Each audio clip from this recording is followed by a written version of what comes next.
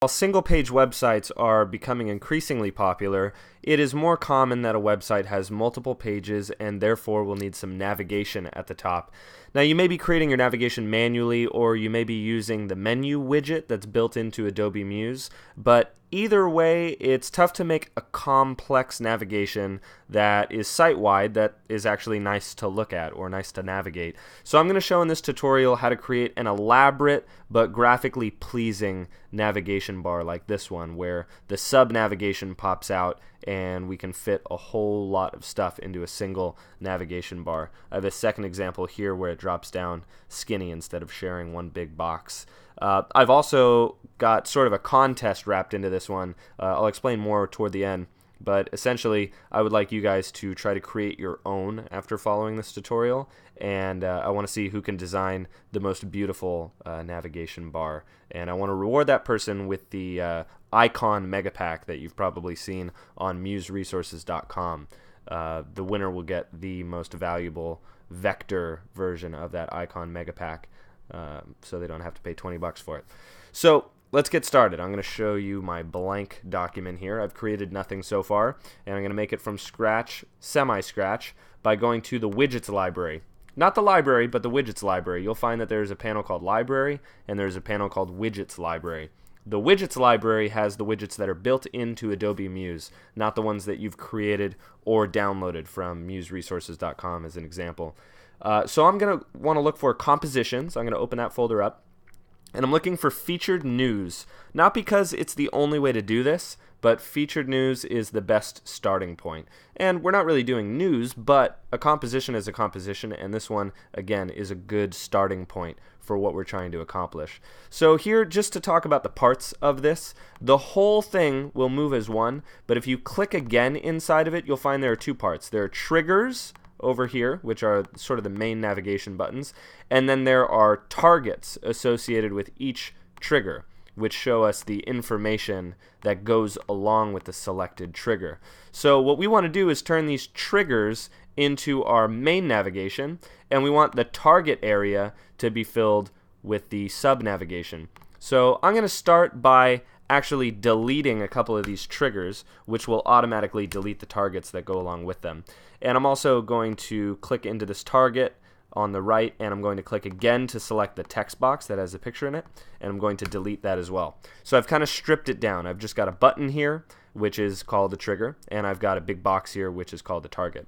So I'm going to start with this button, and there should be a little blue circle to the top right of that that'll open up some settings here, and I want to look at those real quick before I even get started to make sure we start off on the right foot. Now, first of all, this position option, stacked versus scattered. Ignore Lightbox. It has nothing to do with what we're building here today.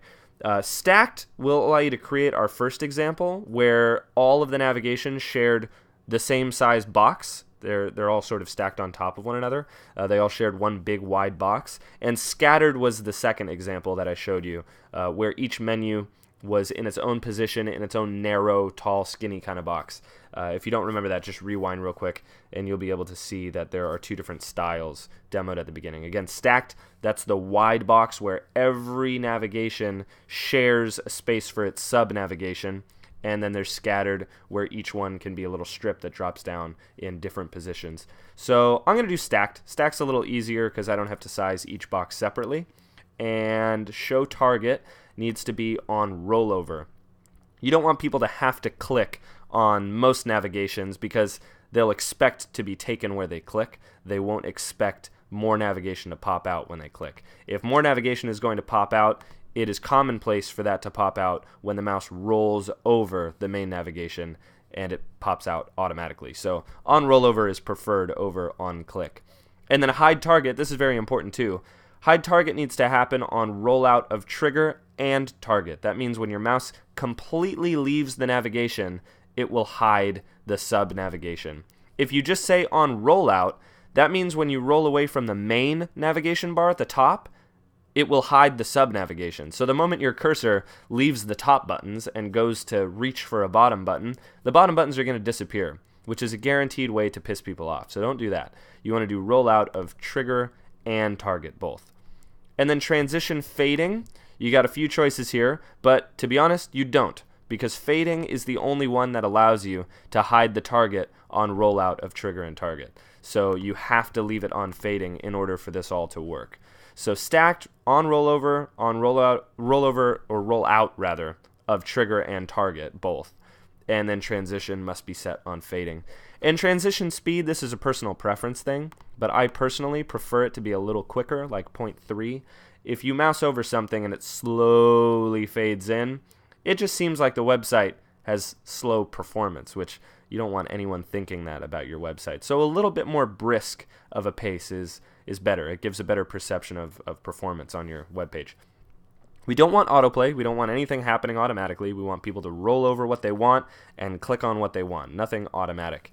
And no shuffle. That has nothing to do with what we're trying to accomplish here. But we do want hide all initially. That means don't show any of the sub navigation until someone rolls over the primary navigation. We don't want any default choice to be shown on the screen before someone decides where they want to go.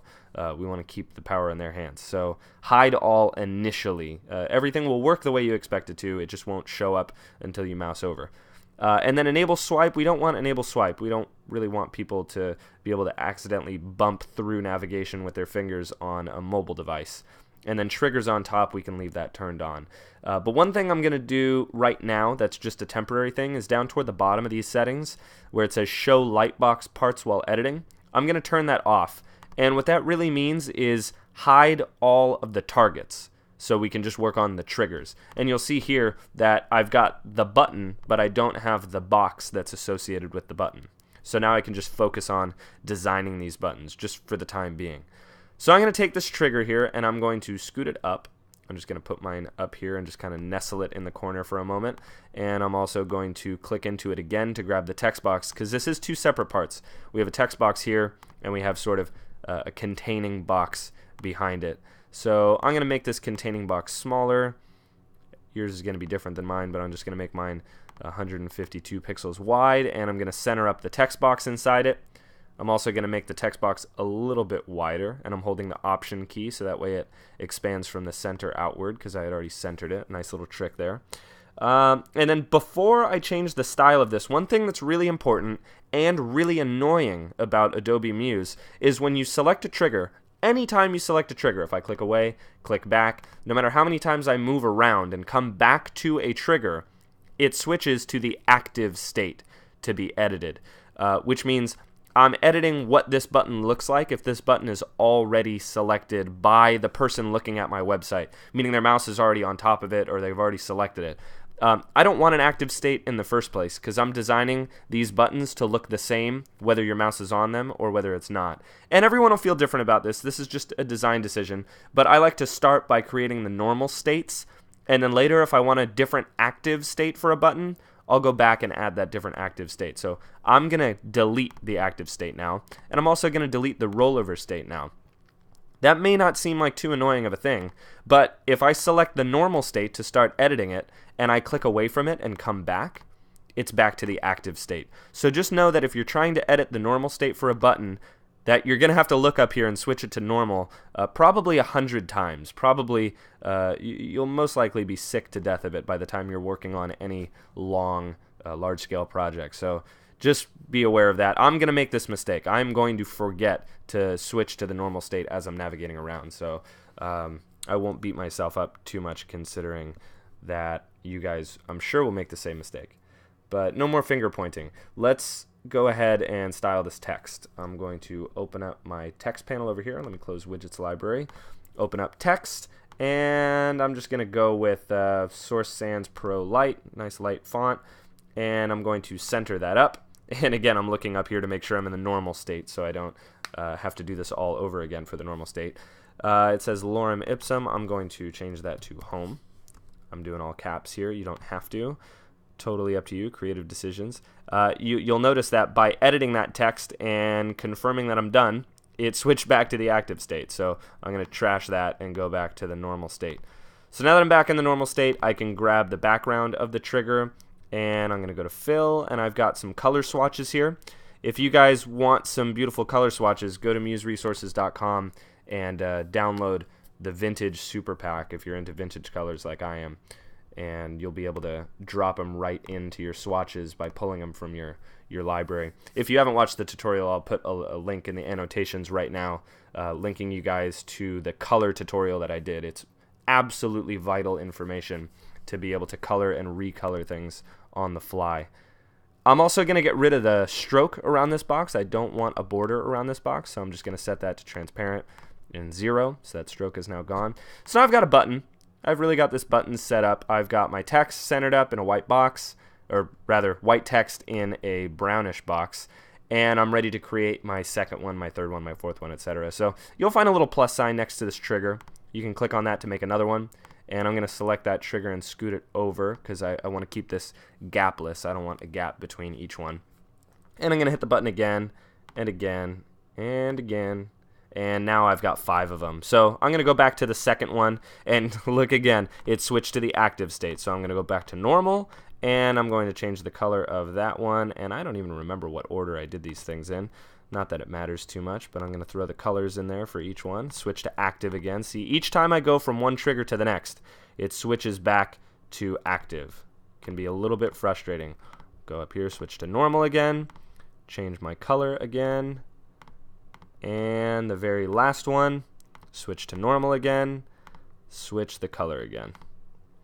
There we go. So now I got my colors going on, got a nice vintage palette going on, and I've got my home text box in my first button, but I have no other text boxes in the other button. So I'm going to do a little trick here that I'm fond of. I'm going to hold Option and drag that text box over, and I'm going to drop it, and there's that.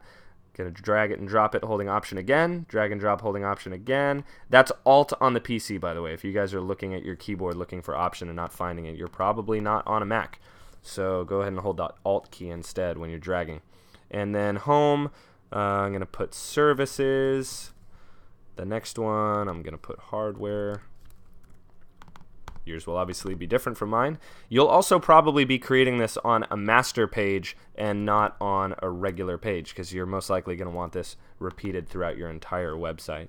And last, I'll put Support. There we go. So now I got my main top navigation, right? But don't forget, each one of these triggers has a target associated with it, which I hid. Those targets are not showing up right now, but they do exist.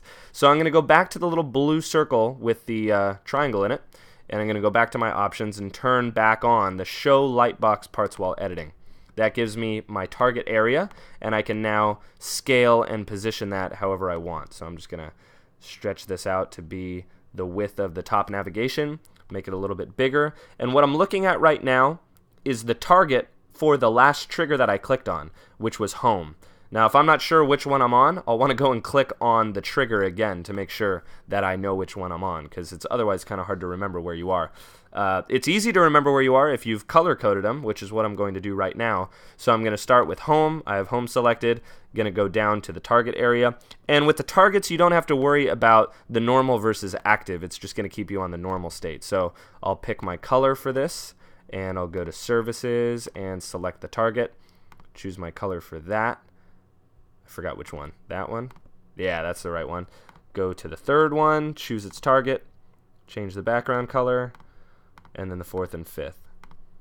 So this isn't too bad, because this I don't have to worry about juggling the state from normal to active to normal to active to etc., etc. So there we go. I got my color set up for each one, and now I don't have to remember which one I'm looking at. Now when I select the target, or select the trigger and the target shows up, it is the color of its respective trigger, so I don't have to remember anything.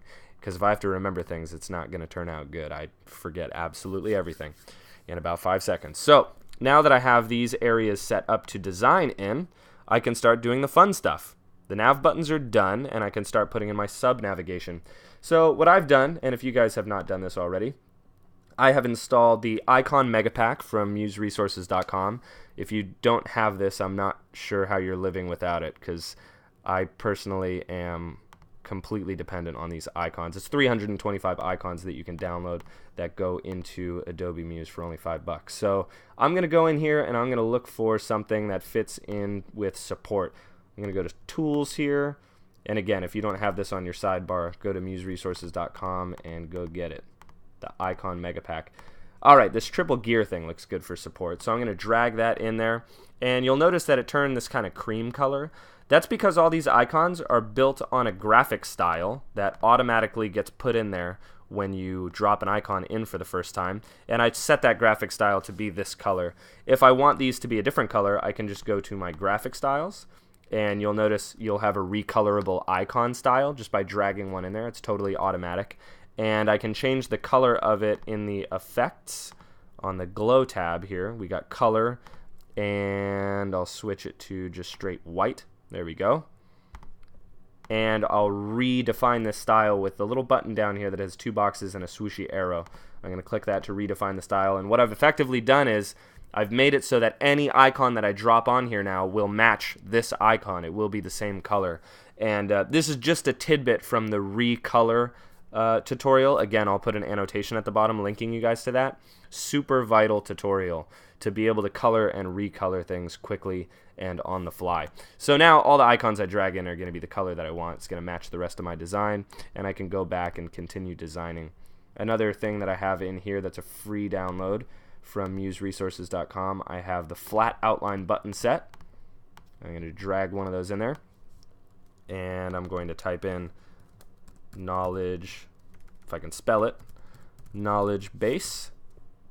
There we go. I'm going to option drag this to make another one, and I'll call this user forum, and I'll drag another one up here, and I'll call this one user guides. There we go. So now I've got my support tab done, and I can hyperlink these things up, and that is really all there is to it. I just have to do it over and over again for each tab until I'm happy. So again, I'm back to designing like a designer. I don't have to think in terms of technical challenges or anything like that. I'm past the technical challenges, and I've created these open spaces where I can now design how and where I want to. It's really nice to have that freedom back. And with these icons, I mean, it takes a matter of moments to build a pretty beautiful and complex navigation here. So home, let's see, I've got a house in here somewhere. Contact location, I've got some houses, some buildings. There we go. There's a nice little house. I'll drag that in there. Automatically turns white. I'll scale it, make it fit. And there we go. Then I can start building my buttons. If it looks a little jaggedy when you go to preview it in your browser, it'll smooth out because Muse hasn't re-rendered the icon yet. So here's what it looks like in the browser. And if I hover over these things, you can see that the tabs load nice and quick. You can see that they fade in, so it looks nice and smooth. And you can also see that my cursor being on top of the sub navigation keeps it on the screen, and when I move away, it fades away. So speaking of design, speaking of getting your freedom back, and speaking of these icons, you'll find if you go to museresources.com, there is no link to this contest. It's almost a secret contest because it's really just for my YouTube subscribers. I'll post it on the Facebook page too, but essentially what you're going to do is you'll click on the link that's in the description of this video, and you'll submit a link to me showing what you've built in terms of beautiful navigation, and I'll pick what I believe to be the most beautiful navigation submitted, and I will send you a free icon mega pack vector edition. If you guys have taken a look at that, if you go to museresources.com, you'll find under graphics and libraries this icon mega pack, and you'll see here that 325 high-res icons for Muse costs $5 just for Muse, and costs $20 if you go all the way up to the vector edition, which has vector graphics of each and every single icon. That's the one that you get for free if you win this design contest. So go ahead and click the link in the description below, submit your entries. Please subscribe if you haven't already. It is a requirement for the contest, so if you're interested in winning that contest, go ahead and subscribe now while you're here. And I'll be posting the results next Monday. I believe that's the 17th. I'm not 100%. Yeah, that would be the 17th. So next Monday on the 17th, I will be announcing the winners on the Muse Resources Facebook page, and you'll be receiving an email if you win with a link to download your icon mega pack. So happy submissions. Do your best. Obviously, this is just to get everyone excited and to continue being creative with Adobe Muse. That's what this is all about. And I hope you guys design some really cool stuff. I'm excited to see what you come up with. So please subscribe. I'll see you guys soon.